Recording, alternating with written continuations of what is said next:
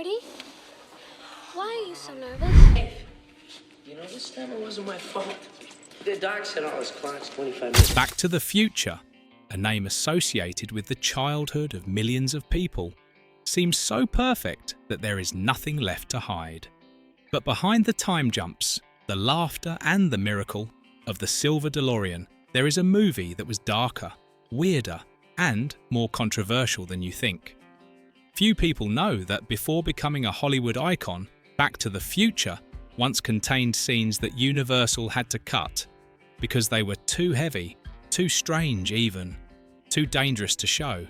There is a scene where Marty almost gets caught in a nuclear test in the Nevada desert just to test whether the car can withstand the force of an atomic explosion. There is a scene where Doc Brown opens a suitcase full of strange objects from the future, from mini nuclear batteries to an automatic razor that emits sparks. And there are some chilling scenes too, like Biff molesting Lorraine in the car, a dark moment that director Robert Zemeckis was forced to tone down to avoid an R rating. All of those scenes have disappeared, buried in Universal's archives for nearly 40 years. And if you think you know everything about this movie, get ready, because what you're about to hear will make you look at Back to the Future with completely different eyes. Among the scenes cut from Back to the Future, 1985, few would have guessed that a seemingly trivial moment, George McFly being pressured into buying a whole crate of Sophie May peanut brittle, would be one of the most revealing, exposing the full extent of the weak nature of the man who would become Marty's father. The scene takes place in the modest McFly household before Marty accidentally travels back to 1955. A neighborhood kid knocks on the door, accompanied by their father. They're selling Sophie May peanut brittle as part of a school fundraiser. George, being overly shy and excessively polite, tries to refuse but fails. When the neighbor's father starts to grow annoyed, George panics and agrees, eventually being pressured into buying an entire large crate of candy. The way this scene was shot was quite simple. The camera remains static, with soft daylight streaming through the window, creating a feeling of discomforting normalcy. But in this very normalcy, viewers could clearly see George's spinelessness. He couldn't say no, even in the smallest of situations. Thanks to this scene, viewers could better understand why George was bullied by Biff Tannen all his life, from high school to adulthood.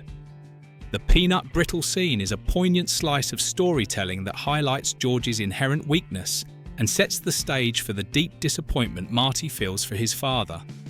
Interestingly, although this scene didn't make the final cut, a small detail still remains.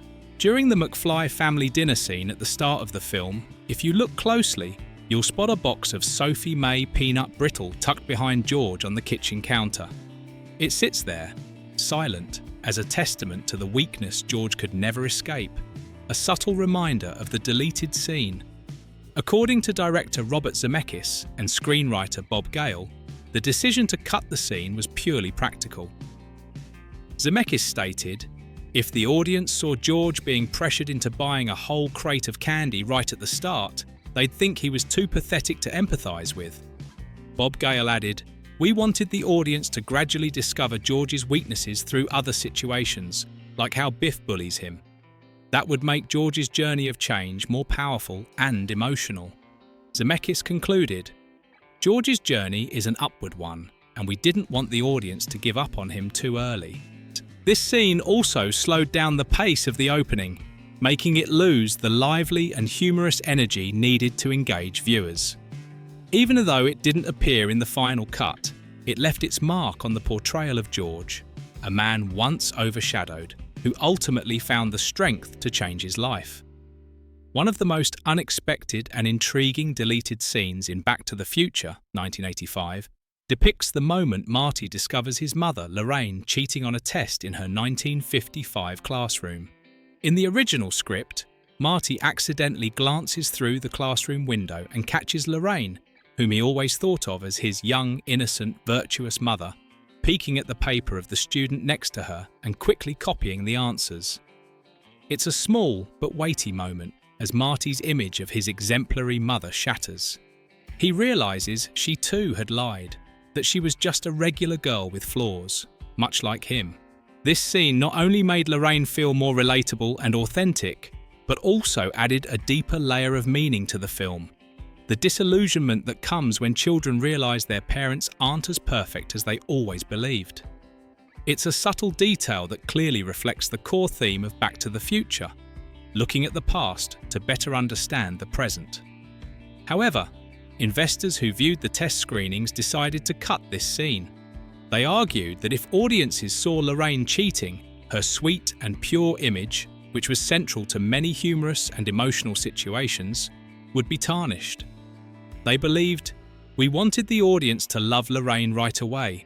If she cheated, it would create an uncomfortable feeling, making the romantic storyline between Lorraine and Marty awkward rather than funny."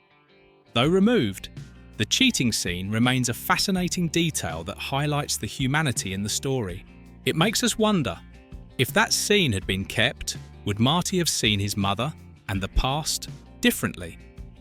One of the funniest yet strangest cut scenes is the extended version of the moment where Marty dresses as Darth Vader from the planet Vulcan to scare George.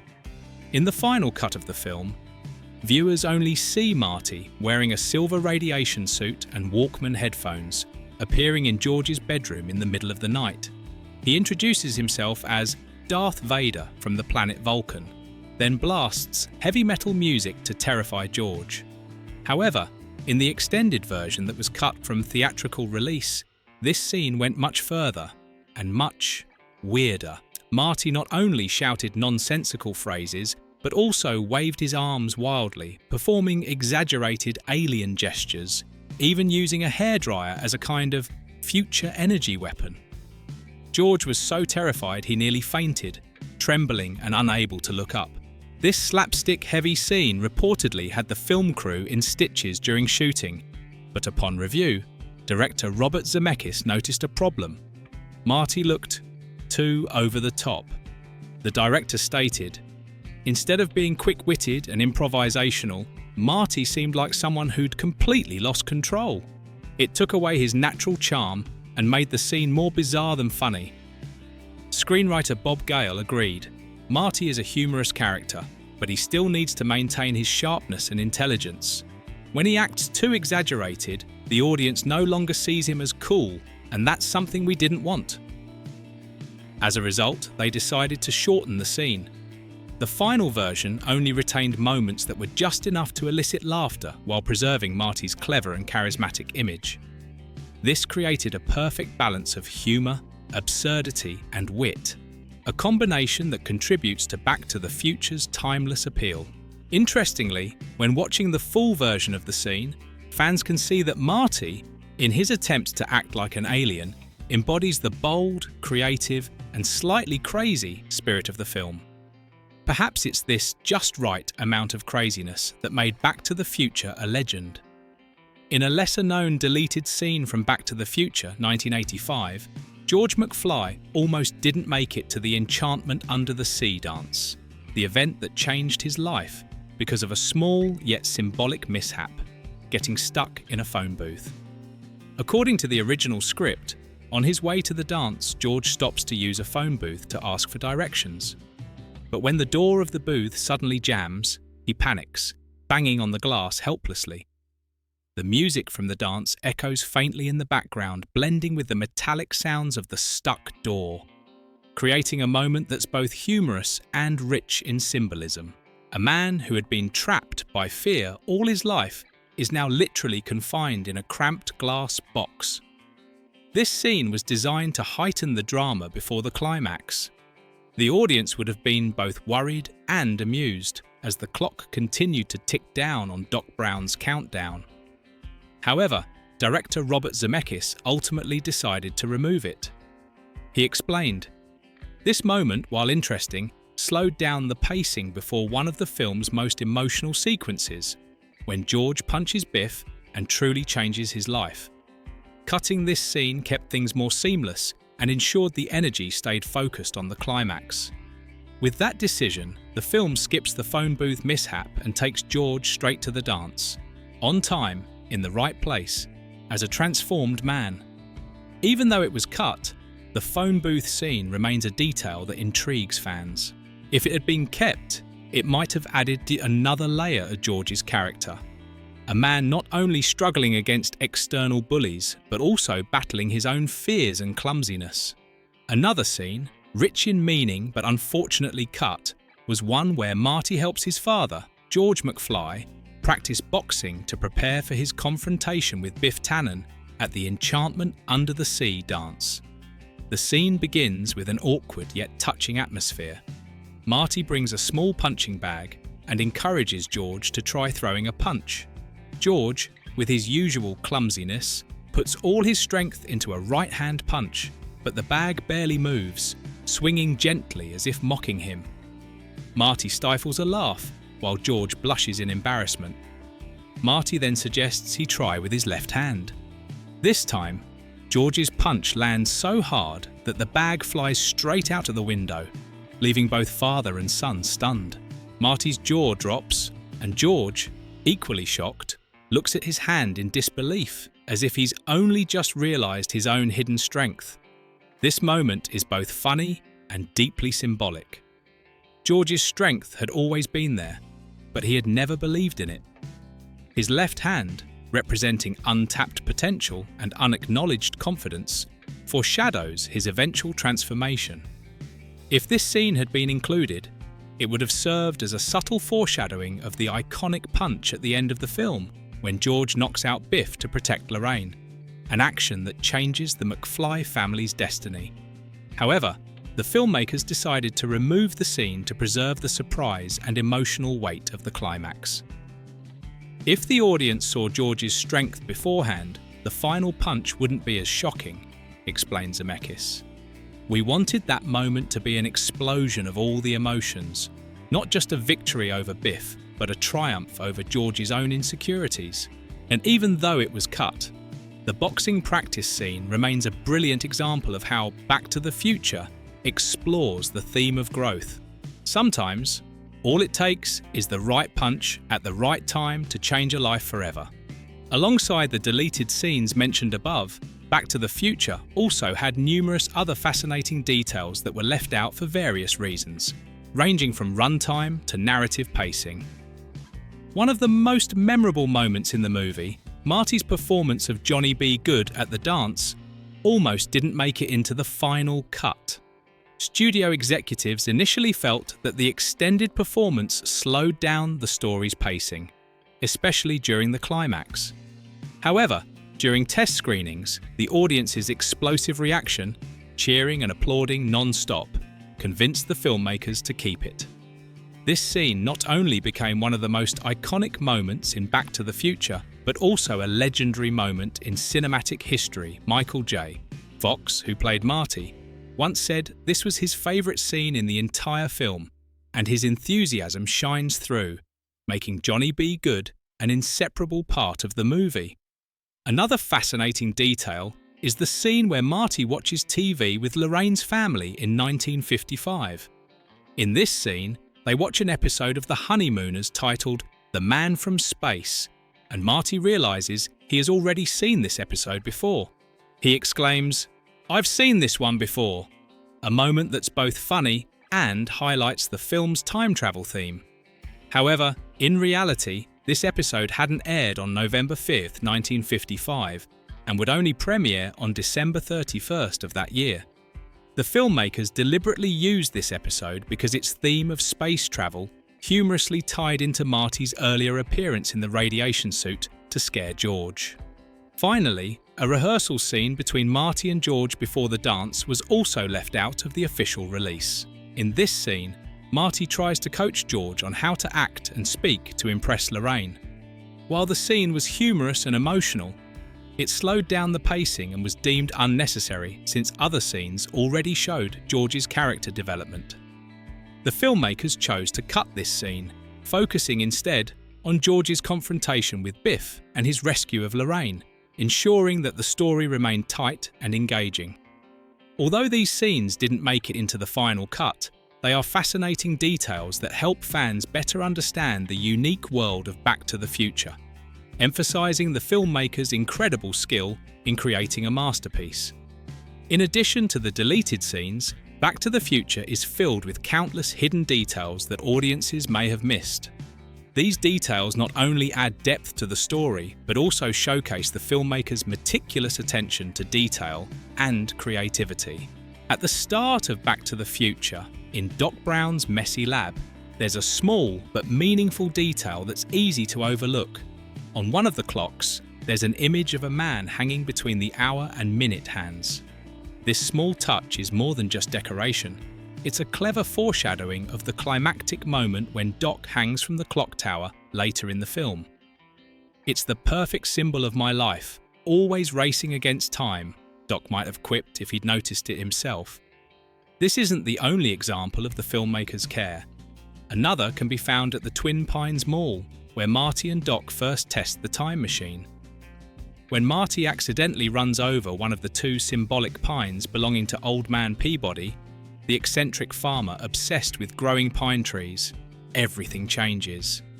"I swear there used to be two pines," Marty exclaims when he returns to 1985, only to find the mole now renamed Lone Pine Mole. These small changes are humorous and meaningful. "You see, Marty," Doc might have explained Vase, "even the smallest actions can change the entire timeline." This not only underscores Marty's impact on the past, but also highlights the film's clever handling of interconnected details. It's no coincidence that Back to the Future has become so beloved. "There's no such thing as coincidence, Marty," Doc Brown once said, and the film itself is proof of that. One of the most iconic symbols of the movie is the DeLorean. Doc Brown chose the DeLorean not just because it was a trendy sports car, but also because of its spaceship-like design. "If you're going to build a time machine, why not do it with some style?" Doc famously said. This choice perfectly aligns with his character's futuristic and bold vision. Interestingly, in the original script, the time machine wasn't a car at all. It was a refrigerator. In the initial draft, Marty would have climbed into the refrigerator and used the energy from a nuclear test to travel back in time. However, the filmmakers worried that kids might mimic this idea and get trapped in refrigerators, leading to potential accidents. This change not only made the film safer, but also gave us the iconic DeLorean, an unforgettable cultural symbol of Back to the Future. Not only on screen, but the behind the scenes of Back to the Future is also filled with fascinating and unexpected stories that any fan would want to know. One of the most famous stories is that Michael J. Fox was not the first choice to play Marty McFly. Initially, the role was given to Eric Stoltz, a talented actor, but one whose style didn't align with the humour and energy the film required.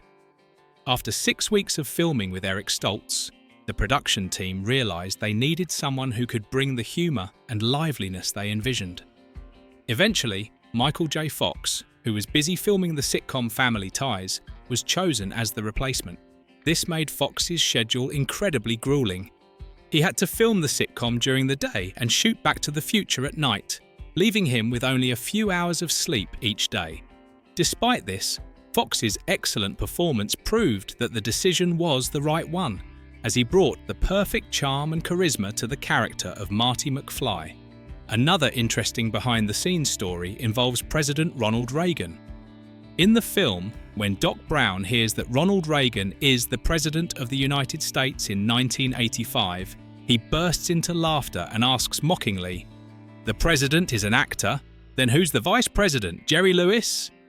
Interestingly, when Reagan watched the film at the White House, he wasn't offended by this line at all. On the contrary, he found it hilarious. Reagan even requested that the scene be replayed, and later, in a 1986 speech, he quoted the famous line from the movie, "Where we're going, we don't need roads." This demonstrates the film's impact not just in entertainment, but also in popular culture and politics. Another noteworthy event was Crispin Glover's absence from the second installment of the film. Crispin Glover, who played George McFly, did not return for Back to the Future Part 2, due to disputes over his salary and disagreements about the direction of his character. To work around this, the filmmakers used old footage of Glover and hired a body double who wore prosthetics to resemble him. This decision enraged Glover, who sued the production for using his likeness without his consent. Glover won the lawsuit, which set an important precedent in Hollywood for the use of actors' images, forcing filmmakers to be more cautious in the future. A small but amusing behind-the-scenes detail is the cameo appearance of Huey Lewis, the composer of the movie's theme song, The Power of Love. Huey Lewis plays one of the teachers judging the band auditions at Marty's school. In the scene, the teacher, Huey Lewis, cuts off Marty's band and says, "I'm sorry, but you're just too darn loud." This is a clever self-deprecating joke, as Huey Lewis's own song, The Power of Love, is one of the loudest and most energetic tracks in the movie. Another incredible behind-the-scenes story is how the team created the iconic fire trails left behind by the DeLorean when it travelled through time. At the time, CGI technology was not advanced, so the production team had to use practical effects. They soaked strips of fabric in gasoline and set them on fire directly on the set, creating the visual effect of flames streaking across the ground. This method was highly dangerous, as even a small mistake could have caused the entire set to go up in flames. However, the team's courage and skill resulted in one of the film's most iconic visuals, the DeLorean vanishing in a burst of light, leaving behind two perfect trails of fire. Let's not forget the bold changes made to the original script of Back to the Future. Initially, the time machine wasn't a DeLorean, but a refrigerator. According to the first draft, Marty would climb into a refrigerator and use the energy from a nuclear test to travel through time. However, the filmmakers decided to scrap the idea out of concern that children might imitate it and accidentally trap themselves in refrigerators. This change not only made the film safer, but also gave us the sleek and stylish DeLorean, which became an unforgettable cultural icon and a defining feature of Back to the Future. These behind-the-scenes stories offer a deeper look into the challenges and creativity involved in making the film, as well as the dedication and ingenuity of the production team in creating a masterpiece. From bold decisions like recasting the lead actor and redesigning the time machine to the meticulousness in technical details, Back to the Future overcame numerous hurdles to become one of the most beloved sci-fi films of all time. These stories also highlight how success doesn't just stem from the initial idea, but also from the tireless efforts behind the scenes. Thank you for watching the video. If you're a fan of Back to the Future or found these behind-the-scenes stories fascinating, don't forget to hit like, subscribe, and turn on notifications so you won't miss our next exciting videos. Share your thoughts or any other fun facts about the film you know in the comments below. For now, goodbye and see you in the next video, where we'll continue uncovering the secrets behind classic cinematic masterpieces. Have a great day!